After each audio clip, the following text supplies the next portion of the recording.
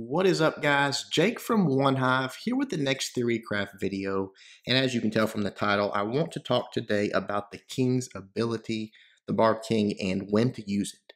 I still see people doing it. I think maybe on purpose. Sometimes I think obviously we all get distracted. There's a lot going on in the raid and we look down, oh crap, I need to hit my hero's ability, whether it be the king or the queen. But in general, I see people holding on to the king's ability at times, and it always has confused me. I don't know why they do it, and we're going to talk about why that's not a good idea today. So the first thing we're going to do, let's just look at our friend the king and what exactly his ability does.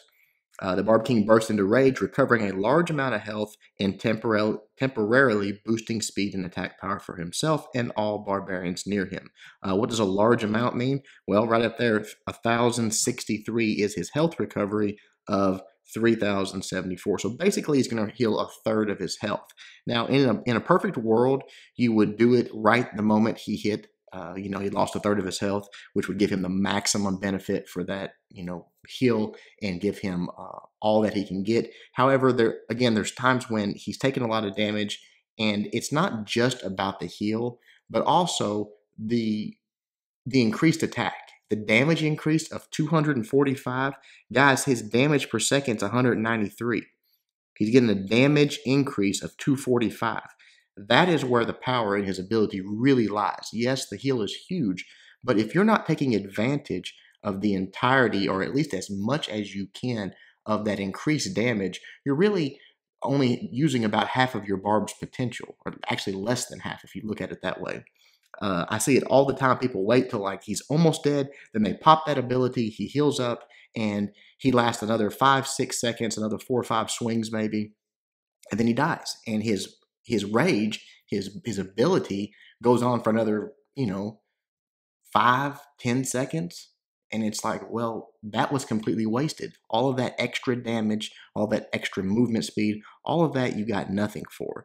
So the take home, if you just need it, and a nice neat package, is as soon as your Barbarian King is taking damage and has lost a reasonable amount, again, obviously ideally would be a third, but if he's lost a fourth of his health, that's the time to use the ability. You want to give him as much benefit from that massive, massive increase in damage and movement speed as you possibly can. And we're going to look at a few attacks just to illustrate what I'm talking about. I found a few from last war that I think really show what I mean by that and the advantage of doing it one way versus the other. So let's roll into the first attack.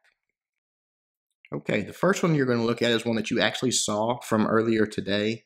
This in the cleanup video, the Scorpion attack. And on either of these attacks, I'm not going to focus on anything except for the King's ability. So we're just going to ×4 until we get over here where the King's about to go down, and then focus on what we're talking about here. But this was the reason I thought about this video was I saw this attack and I thought that's a perfect example of why not to do that. So right here, the King goes down. He's fully protected. He's not taking any damage.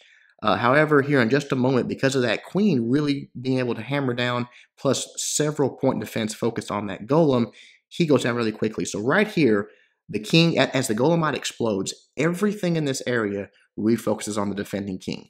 You have 1, 2, 3 point defense, the Tesla, both Archer Towers, and the defending Queen all targeting the King at this point. Now, he's going to start dying very, very quickly. Look how fast he's doing down here. And I know this is fast and it's sort of a reaction time thing, but look at when he uses the ability. Almost dead. Uses it now.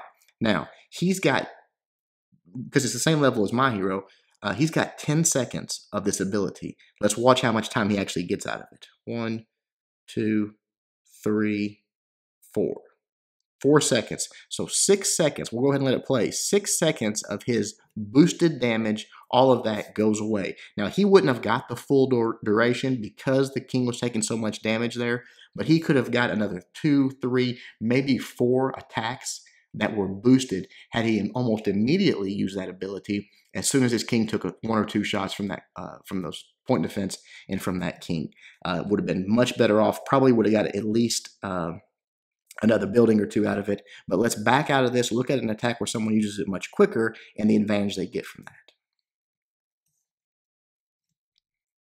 All right, looking at Alpha Dog's attack here, and I'm pretty sure, yeah, you guys saw this one in the recap. So again, not going to worry about anything except for this King and when that ability gets used there. So we're going to fast forward ×4, get the king in here. Now the king's in, but does a really nice job of keeping those golems, those skeletons, all that goes out front. The king's not taking any damage at this point and doesn't for a little while into this raid. But we will watch here in just a second as the king starts getting targeted, starts going down. He has taken a few shots here from these CC troops, nothing major. Again, this is not the time to use the ability. He's not ready for it yet, okay? But as he takes just a little bit more damage, and we know that things are going to start targeting him, then it's time to use the ability right here. As soon as that queen locks on, one shot, boom. Now, he probably did not even get the full benefit of the health, but what he's getting is the full benefit of this rage effect. He's going down quickly here, but every swing he's doing is doing more than double damage. And then right here, as he finally goes down, you'll see it's just as that rage is wearing off. So essentially, because he used it early, because he used it right when the damage started coming to his king, he got so much more output from it than had he waited till the king was almost dead, tapped it, and then again, the king's ability does not drop aggro. It doesn't de-target like the queen. You know, the queen is a different situation. It's so much situational with her that sometimes you need to drop aggro from a defending building. Sometimes you need to burst down a building that she's focusing on. But with the king, in basically every scenario, as soon as he's being targeted by a lot of defense, or as soon as he's at that point where he's lost a fourth to a third of his life, that is the best time to use the ability. You're going to get so much more out of him if you do it that way. This was a short video about something I thought needed to be addressed. I hope you guys liked it. I hope it helps you in your attacks. Until next time, Jake from One Hive, doing my best to help you guys suck less.